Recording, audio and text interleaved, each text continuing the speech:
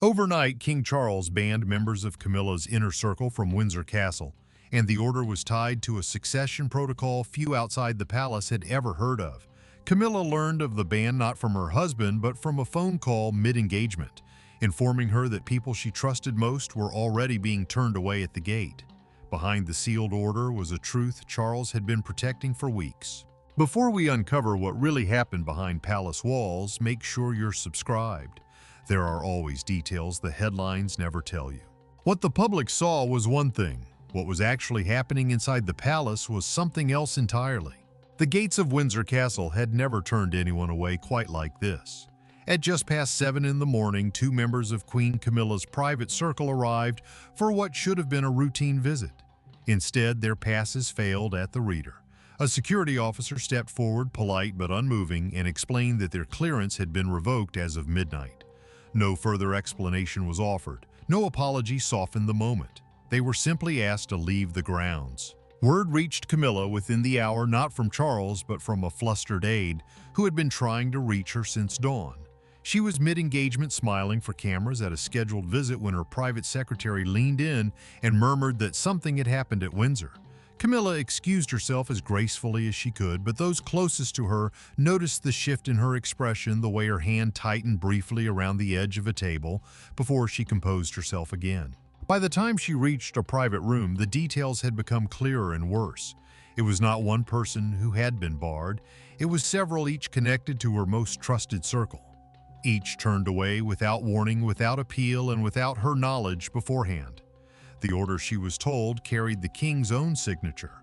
There was no ambiguity about its authority, and yet nothing about its wording suggested a personal grievance. It spoke, instead of something colder, more procedural, more permanent, a phrase that would come to define the entire crisis continuity protocol. Camilla read the term twice before asking her secretary what it meant. The answer was vague, careful, the kind of caution that told her more than the words themselves. Continuity protocol was not a phrase used for grudges or family disputes. It was institutional language, the sort reserved for matters of succession planning, security clearance, and the machinery that kept the monarchy functioning regardless of who sat on the throne. If that language had been used to justify banning her own household, then this was no longer simply a marital disagreement playing out behind closed doors. It was something the crown itself considered a matter of national importance. She placed a call to Charles directly, something she rarely did during working hours. He did not answer. A second call went unanswered as well. By the third attempt, her secretary gently suggested that perhaps the king was occupied with matters relating to the very order that had just upended her morning. Camilla lowered the phone, slowly staring at the screen as though it might yet offer some explanation the rest of the day had failed to provide. Outside at the Windsor perimeter, the 2 turned-away aides remained for a while longer, uncertain whether the decision might be reversed within the hour. It was not. A junior officer, visibly uncomfortable with his role in the matter, informed them that the instruction had come from the highest levels of the household and that no exceptions were currently authorized. One of them, a woman who had served in Camilla's office for years, asked quietly whether this meant she was being dismissed. The officer could not answer that question. He only knew that her access, not her position, had been revoked, and even that distinction offered little comfort standing outside gates she had walked through freely for years. By midday, whispers had begun moving through the household staff, the kind of quiet, careful gossip that spreads faster in royal residences than almost anywhere else. Nobody used Camilla's name directly. Nobody needed to. Everyone understood whose circle had just been dismantled, and everyone understood that whatever reasoning sat behind the order, it had not been shared with her before it took effect. Camilla returned to her private quarters that evening, still without having spoken to Charles. She sat alone for a long while, turning over the phrase continuity protocol in her mind, searching for what it could possibly mean that would justify locking out people she trusted without a single word of warning. She thought of her husband's calm, deliberate nature, the way he rarely acted without extensive consideration. Whatever had driven this decision, it had not been made in haste. It had been building quietly somewhere she had not been allowed to see. What Camilla did not yet know was that the decision had not originated with Charles at all, not in its earliest form. It had begun weeks earlier in a private assessment few people beyond the king and his closest advisors had ever been permitted to read. By the following morning, the shock inside Camilla's household had settled into something heavier, a quiet, simmering disbelief that refused to lift. This was no longer a matter of two aides being turned away at a gate. As the day unfolded, it became clear that the ban extended further than anyone had initially realized, reaching into corners of her personal life she had never imagined the crown would touch. Camilla's private secretary compiled the full list late that night, and when she finally saw it in writing, the scope of the decision struck her in a way the earlier phone calls had not. It was not simply a handful of staff members. It included a close family friend who had accompanied her to Windsor for over a decade, an advisor who had helped shape her public engagements since before her marriage to Charles, and one relative who had long been a quiet, steady presence in her life away from the cameras. Each name carried its own history, its own years of trust, all of it apparently rendered irrelevant overnight. For Camilla, the pain was not only personal, it was also deeply public in its implications. These were people who understood her, who had stood beside her through the most difficult years of her transition into royal life when public acceptance had felt anything but guaranteed. To lose their presence inside Windsor was to lose a version of safety she had worked years to build. She confided to one remaining aide that it felt as though the ground beneath her had shifted overnight without her ever being consulted about the change. Charles, for his part, was not without his own quiet turmoil. Those close to him described a man caught between two forms of duty that had, for the first time in his marriage, pulled in opposite directions. He had spent decades defending Camilla publicly, weathering criticism, managing public opinion, and gradually easing her into a role many had once believed impossible. To now sign an order that stripped away people she loved was by every account one of the more difficult decisions of his reign. Yet he had signed it anyway, understanding that hesitation carried its own risks. William's reaction remained deliberately restrained. He neither celebrated the decision nor offered any public comfort to Camilla in its aftermath. Those inside the household described his demeanor as businesslike, focused entirely on the practical consequences of the new security arrangement rather than the emotional wreckage it left behind. It was not coldness exactly, but a kind of clinical distance that unsettled those around him more than open hostility might have. He had pushed for this outcome for reasons that to him transcended family sentiment entirely. Catherine's position added an additional layer of complexity to the unfolding situation. Unlike Camilla's circle, her own household retained its access without alteration. When Camilla learned of this detail, the realization landed with particular sharpness. It was not simply that her people had been removed.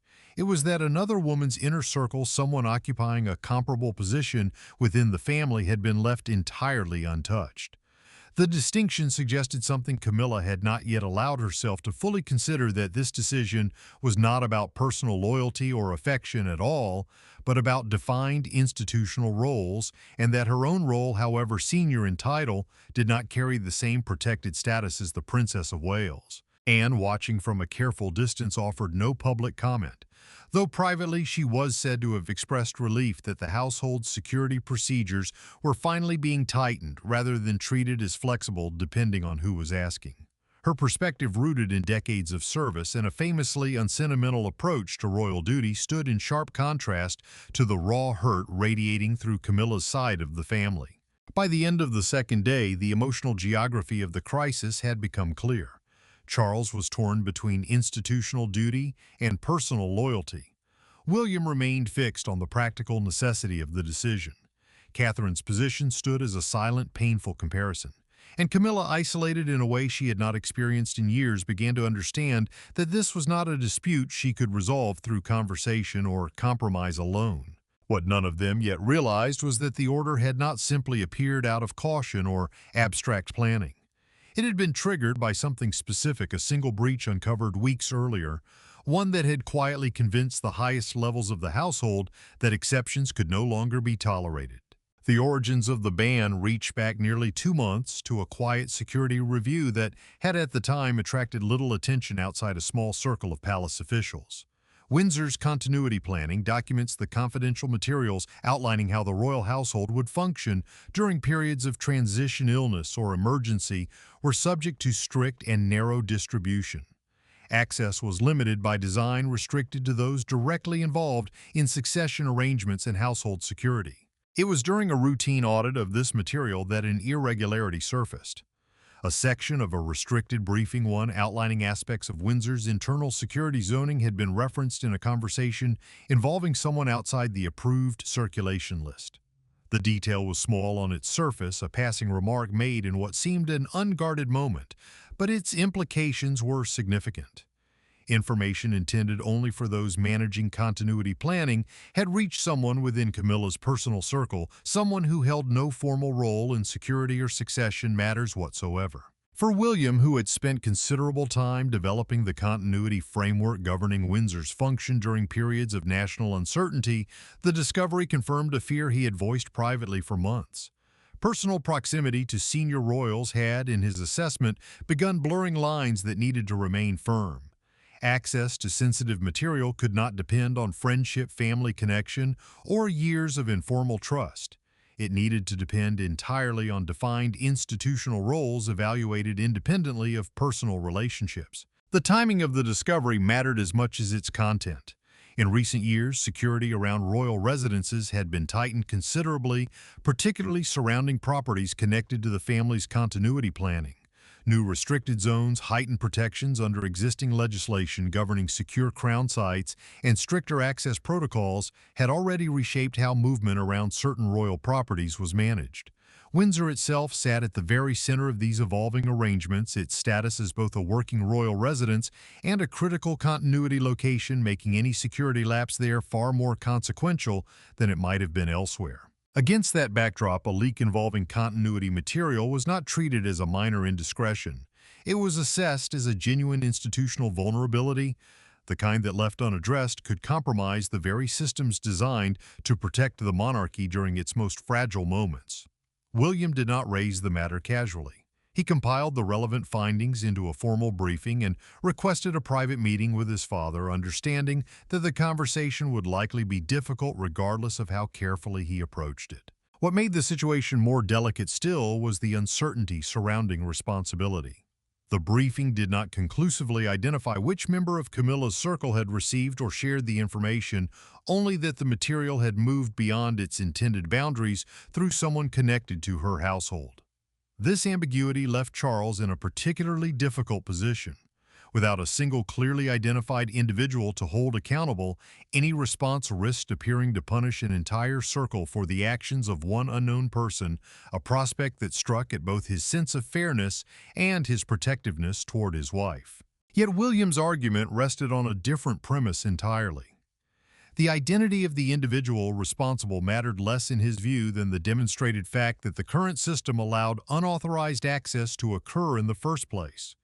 If sensitive continuity material could reach someone outside the approved circle once, it could happen again regardless of who specifically was involved this time. The vulnerability was structural, not personal, and structural problems required structural solutions rather than individual blame. Charles read the briefing several times over the following days, according to those close to him, weighing the practical necessity of tightening access against the near certainty that any broad restriction would fall disproportionately on people connected to Camilla. He recognized even before William said so directly that there was no way to address the vulnerability without touching his wife's closest circle in some visible, painful way.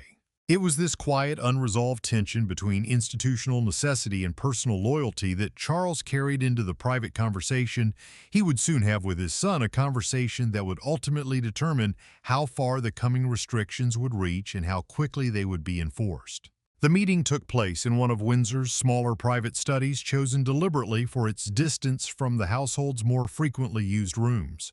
William arrived with a folder containing the security briefing, a formal continuity risk summary, and a short list of recommended actions.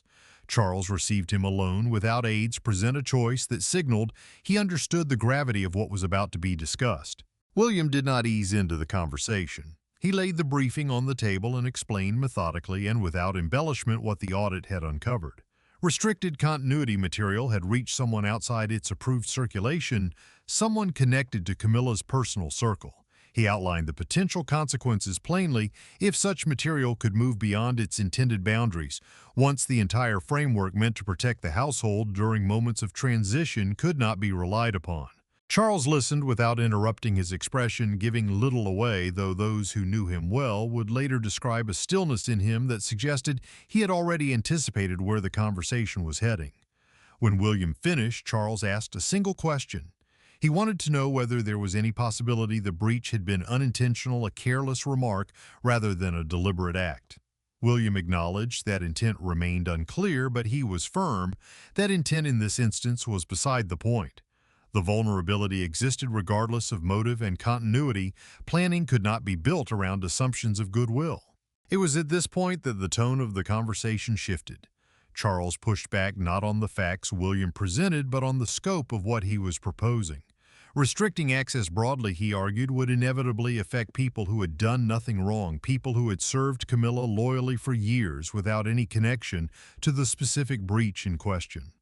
He reminded William that Camilla had spent decades earning the public's trust, often against considerable resistance, and that a sweeping restriction risked undoing years of careful, hard-won acceptance in a single stroke. William did not dispute his father's concern for Camilla directly, but he was equally direct in his response.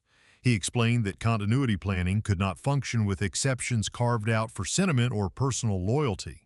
If access depended on relationships rather than defined roles, the entire system would remain vulnerable indefinitely, not just to this particular breach, but to any future lapse involving anyone close to a senior royal. He reminded Charles that Catherine's circle retained access precisely because her role within continuity planning was clearly defined and formally recognized, not because of personal favor. The distinction, he argued, was the entire point. The exchange grew tenser as the conversation continued. Charles raised his voice only slightly, but the shift was noticeable to those who later described the meeting secondhand.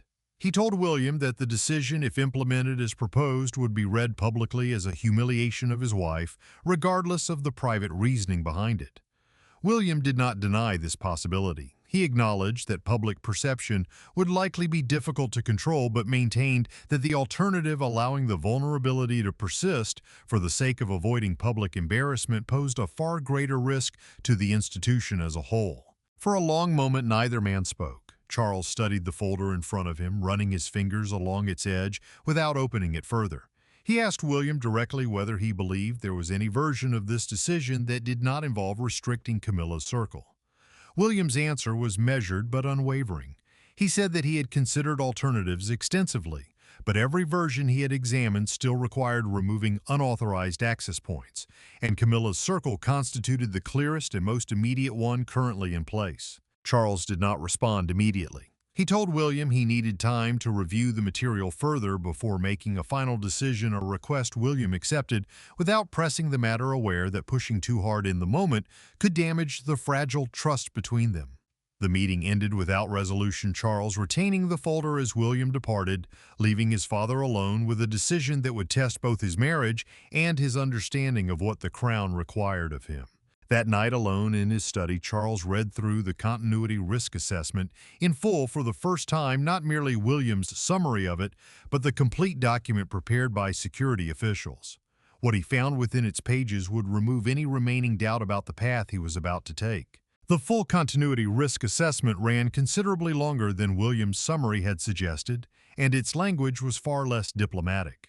Compiled by household security officials rather than family members, it treated the breach not as an isolated incident, but as evidence of a broader structural weakness within Windsor's access system, one that had likely existed for some time before finally surfacing through this particular case. The document named 3 individuals within Camilla's personal circle as specific points of vulnerability, not because any of them had been definitively proven responsible for the leak, but because each held a level of informal access disproportionate to any formally defined role within the household. One held no official position at all, having gained regular entry over the years purely through personal closeness to Camilla. Another had access to areas of Windsor connected to continuity planning despite having no security clearance ever formally issued for that purpose. The third had on more than one occasion been granted entry outside of normal protocol at Camilla's personal request, exceptions that had apparently gone unrecorded in the household's formal access logs. Reading this, Charles began to understand the scope of what William had been trying to convey. This was not simply about one leaked detail from a single briefing. It was about years of informal exceptions that had quietly accumulated, each one reasonable in isolation, but together forming a pattern the security assessment now described in stark institutional language as an unacceptable and unmonitored risk to continuity planning. The report's recommendation was unambiguous. It called for the immediate revocation of independent access for all three individuals, along with a broader review of any other informal exceptions currently in place across the household. It stated plainly that continued access based on personal relationship rather than defined institutional role represented an ongoing liability that could not be resolved through partial measures or selective exceptions. Charles set the document down and sat in silence for some time, according to those who later described his manner that evening. He understood, perhaps for the first time with full clarity, that this was no longer a matter he could resolve through private negotiation or a softened compromise.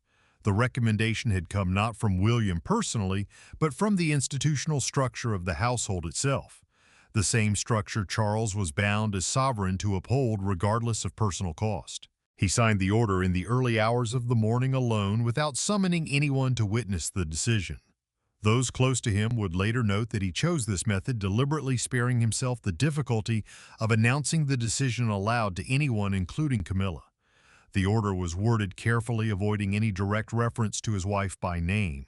It spoke, instead of continuity protocol, of unauthorized access points and of household security requirements, language crafted to project institutional necessity rather than personal judgment. Yet the careful wording did little to soften the decision's true meaning for anyone familiar with the household. Every person named in the security assessment was connected directly or indirectly to Camilla. The order may not have named her, but its intent was unmistakable to everyone who would soon learn of its contents. Charles did not inform Camilla before the order took effect. Advisors would later suggest this was less a matter of coldness than of institutional procedure. Security changes of this nature were typically implemented immediately upon signing without advance notice, even to those directly affected, precisely to prevent any last-minute attempt to circumvent the restriction. Whether or not this reasoning offered Camilla any comfort once she learned of it, it did explain, at least procedurally, why she had first heard of her own household's restriction through a hurried phone call rather than from her husband directly. By the time the sun rose over Windsor, the order had already been transmitted to household security, and the access changes were being quietly implemented across the estate. What had begun as a private security audit weeks earlier had become, within the span of a single night, an irreversible institutional decision, one whose visible consequences would soon reach far beyond the walls of any private study. The practical effects of the order became apparent almost immediately, spreading through the household in a series of small, individually unremarkable moments that together formed an unmistakable pattern. Access passes failed at readers across multiple entry points. Staff members accustomed to moving freely through certain corridors found themselves stopped and asked to wait for verification. What had once been routine now required explicit individual approval. Camilla's own experience of the restriction unfolded gradually over the following days, each incident compounding the last. At a scheduled public appearance, she arrived at a private entrance she had used countless times before, only to be met by a young officer who apologized while explaining that her credentials required additional confirmation before she could proceed. The delay lasted only a few minutes, but the moment was witnessed by several members of staff, and word of it moved quickly through informal channels within the household. More painful still were the smaller, quieter consequences that unfolded away from public view.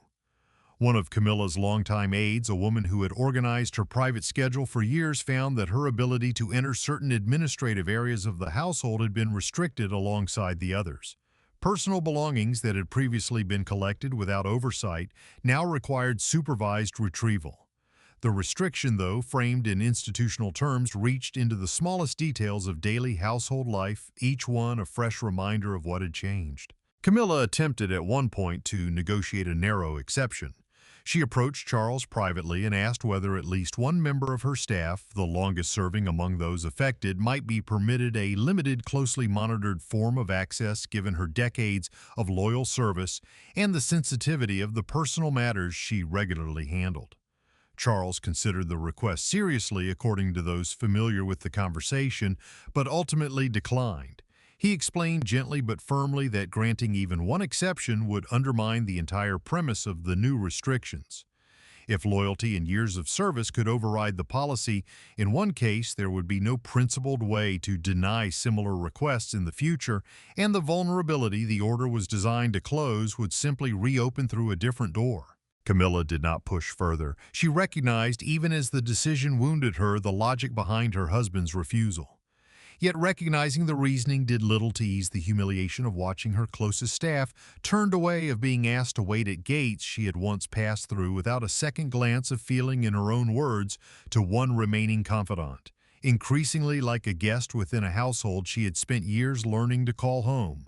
It was during this period of visible accumulating consequence that Camilla began to fully grasp the extent of William's influence over the household's future direction.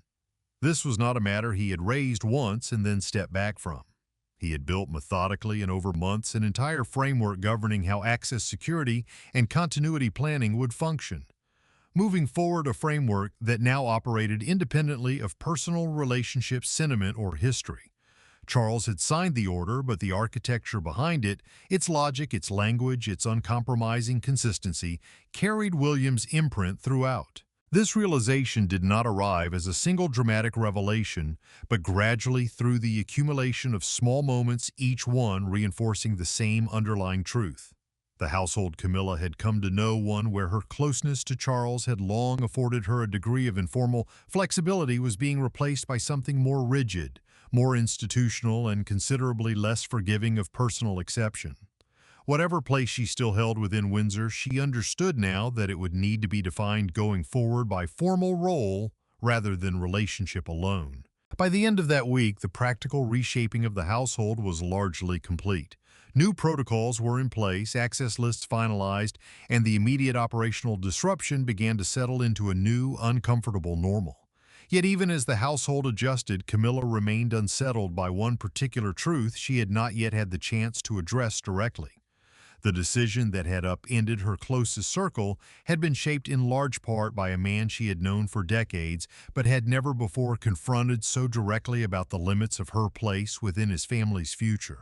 By the second week following the order's enforcement, Camilla had decided she could no longer allow the matter to remain unspoken between herself and the two men most responsible for it. She requested a private audience with Charles, first choosing an evening when the household had largely quieted, hoping the absence of daytime obligations might allow for a more honest conversation than either of them had yet managed. She began, according to those close to the family, not with anger but with a direct question. She asked Charles whether he had allowed William to dictate decisions about her own household without giving her the chance to respond before the order took effect. Charles did not deny it outright, but he pushed back gently against the framing. He explained that the decision had not originated as an attack on her judgment or her staff, but as a response to a specific documented vulnerability that security officials had identified independently of any personal opinion William or anyone else held about her circle. Camilla remained unconvinced that timing and consultation could be so easily separated from intent. She reminded Charles that whatever the underlying justification, the manner in which the decision had been carried out, implemented without warning, enforced before she had any opportunity to prepare or respond, had left her humiliated in front of her own staff and soon after in front of the public. Charles absorbed this without interruption, and when he finally responded, his tone carried more regret than defensiveness. He told her that he understood how the decision had felt and that he had wrestled with the manner of its implementation more than she likely realized, but that ultimately he believed protecting the continuity framework required speed and consistency he could not compromise even for her sake. The conversation did not resolve neatly. Camilla left the exchange still wounded, though somewhat less certain that Charles had acted out of indifference rather than genuine institutional necessity. It was by most accounts a conversation that softened rather than repaired the breach between them, an important distinction that would shape the tone of what followed. Her exchange with William, arranged separately and with noticeably more formality, unfolded quite differently. William agreed to meet her in a private sitting room accompanied by no aides at Camilla's specific request. She did not open with accusation, having decided after her conversation with Charles that a more measured approach might yield a clearer understanding of his reasoning. She asked him directly why the framework he had built made no room for individual consideration for weighing years of loyal service against a single documented lapse. William's answer was calm, deliberate, and entirely without apology. He explained that continuity planning, by its very nature, could not accommodate case-by-case exceptions without eventually collapsing under the weight of accumulated informal allowances, the very pattern that had created the vulnerability in the first place. He acknowledged without hesitation that the decision had cost people who had done nothing individually wrong their access to a place many considered home. But he maintained that the alternative, preserving personal exceptions at the expense of institutional security, represented a far greater risk to the family's long-term stability than any short-term personal hardship the restriction caused. Camilla listened closely, searching his expression for some sign of satisfaction or triumph, and found instead something closer to weary conviction. William did not appear to relish the outcome. He seemed, if anything, resigned to having made a decision he believed necessary, regardless of how painful its consequences proved to be for those closest to his father. This distinction mattered to Camilla more than she initially expected. She had approached the conversation prepared for confrontation, and instead found herself facing a kind of institutional logic that left little room for the emotional argument she had intended to make. Before the conversation ended, Camilla asked one final question: whether William believed her own position within the family would eventually be defined in similarly rigid role-based terms, much as Catherine's had been. William did not offer reassurance, but he did not dismiss the question either. He told her only that roles within continuity planning were determined by function, not sentiment, and that how her own position evolved would depend on choices not yet made. Camilla left the meeting without the resolution she had hoped for, but with a clearer, if uncomfortable, understanding of the reasoning behind the decision that had upended her household. She had barely begun processing this new understanding when word reached her that details of the restriction and the reasoning behind it had already begun circulating well beyond the palace walls. The story broke almost overnight, moving from scattered rumor to full media coverage within the span of a single news cycle. Details of the access restriction, incomplete and imprecise in their earliest form, spread rapidly across television broadcasts, radio commentary, and a wide range of digital outlets. By the following morning, newspapers had settled on a framing that would come to dominate public discussion for days. Camilla's inner circle had been banned from Windsor, and the decision carried the weight of a hidden succession crisis rather than a simple household dispute. The palace's official response, or rather its deliberate absence of one, only intensified public curiosity. Communications officials declined to discuss what they described as internal household security arrangements, offering no confirmation, denial, or elaboration on the reasoning behind the restriction. This silence, intended to protect the sensitivity of continuity planning, instead created a vacuum quickly filled by speculation, much of it far more dramatic than the actual sequence of events had been. Public reaction split sharply along familiar lines. Some commentators framed the decision as a long overdue correction, evidence that even those closest to the throne could not operate above the household's security requirements indefinitely.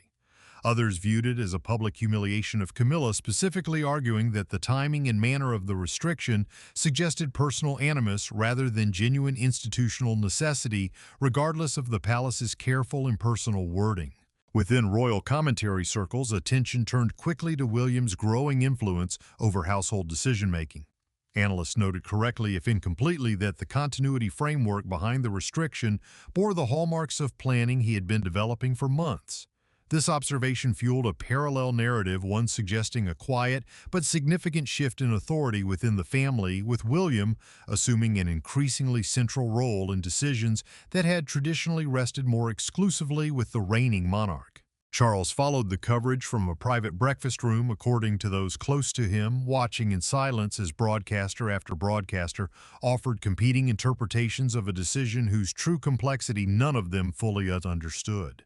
One particular segment, describing the restriction as the most personal boundary imposed during his reign, struck him with more force than he had anticipated.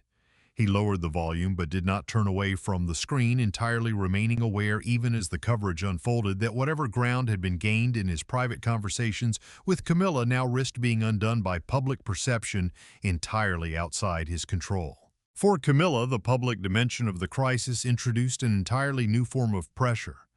Advisors urged her to withdraw from an upcoming scheduled engagement, warning that any public appearance during this period would inevitably invite direct questioning about the restriction questions she would need to navigate carefully in front of cameras with no opportunity for a rehearsed, controlled response. Camilla considered the advice seriously but ultimately declined it. She told her staff that withdrawing from public view now would only reinforce the perception that she had something to hide or had been personally diminished by the decision, an impression she was determined not to allow to take hold unchallenged.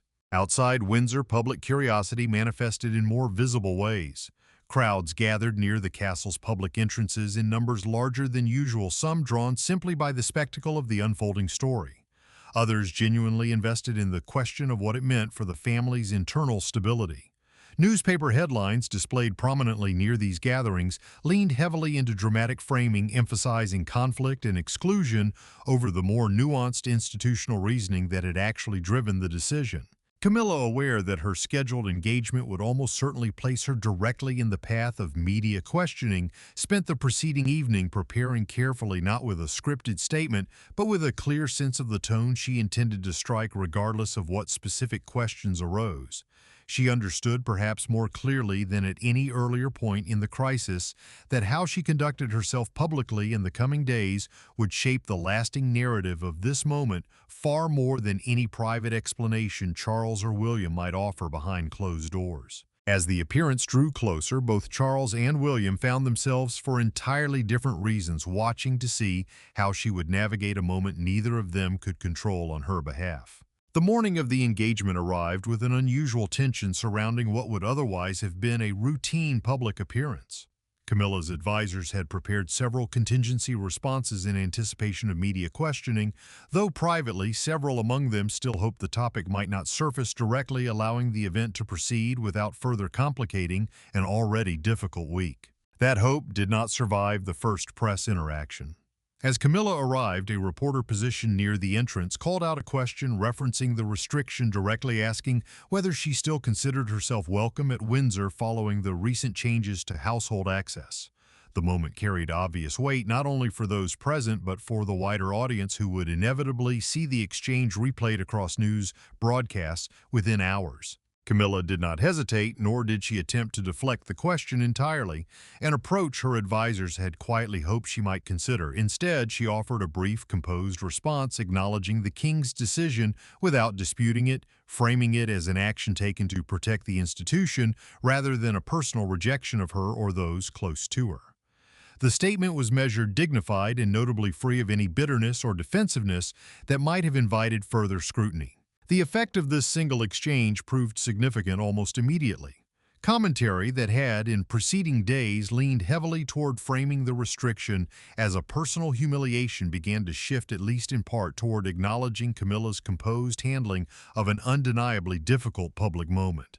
Several broadcasters specifically noted the contrast between the dramatic speculation surrounding the crisis and the calm, restrained manner in which she had chosen to address it directly when finally given the opportunity. Charles watched the clip that evening, reportedly more than once according to those close to him.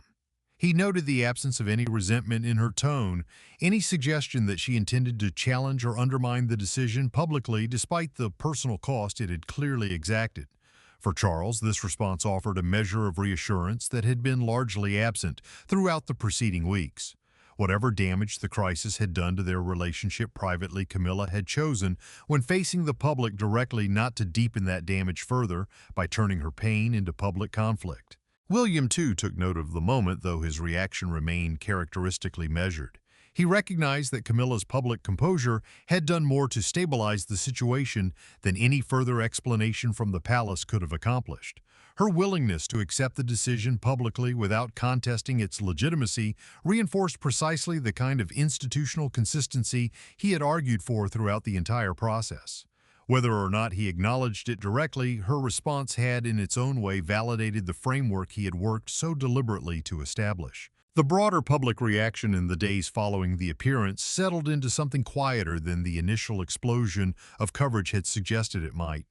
The story did not disappear entirely, continuing to surface in ongoing commentary about the family's internal dynamics and the shifting balance of influence within the household. But the most volatile phase of public speculation had passed, tempered considerably by Camilla's single carefully delivered response. For Camilla herself, the aftermath of the appearance brought a complicated mixture of relief and continued grief. She had successfully avoided deepening the public narrative of personal humiliation, but the underlying reality of what she had lost the trusted circle turned away from Windsor. The informal flexibility she had once relied upon remained unchanged, regardless of how gracefully she had managed the public dimension of the crisis. That evening, as the household settled into a calmer rhythm than it had known in weeks, Charles requested one final private conversation with Camilla, not to reverse the decision that had already reshaped so much of her daily life, but to address directly and without the mediating presence of advisors or institutional language what remained of the trust between them following everything the past several weeks had cost them both. Charles arranged the final conversation for late evening, choosing the same small private study where he had first confronted William weeks earlier, though this time the room held only himself and Camilla, with no folders, no security briefings, and no institutional language standing between them. He had made a deliberate decision not to reopen the matter as a negotiation, understanding that Camilla had not requested this meeting, expecting the order to be reversed, but rather hoping for something more honest than the careful procedural explanations that had characterized the crisis until now. Camilla arrived without preparing a rehearsed argument, a departure from the careful composure she had maintained throughout the public dimension of the ordeal. She sat across from Charles and, after a long silence, admitted something she had not yet said aloud to anyone, not even her closest remaining aide. She acknowledged that she had over the years grown accustomed to a level of informal access and flexibility within Windsor that she had rarely questioned, and that she understood now, however painfully, why that informality had ultimately become a vulnerability the household could no longer sustain. Charles listened without interrupting, and when he finally spoke, he did not offer the institutional reasoning he had relied upon throughout the crisis.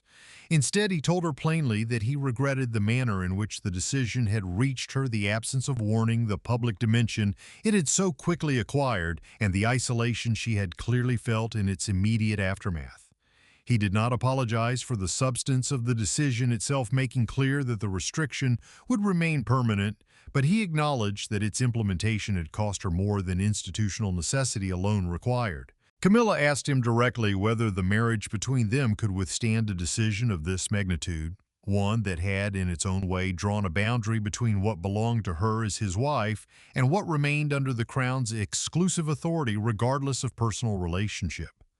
Charles considered the question carefully before answering. He told her that their marriage had never depended on unrestricted access to every corner of Windsor, and that whatever had changed in recent weeks did not alter his commitment to her personally, even as it clarified, perhaps for the first time with such stark precision, the limits of what marriage alone could guarantee within an institution bound by rules older and larger than either of them. It was not the resolution Camilla had originally hoped for when the crisis began weeks earlier. There was no restored access, no quiet exception granted to soften the loss of her closest circle, no reversal of the framework William had so carefully constructed.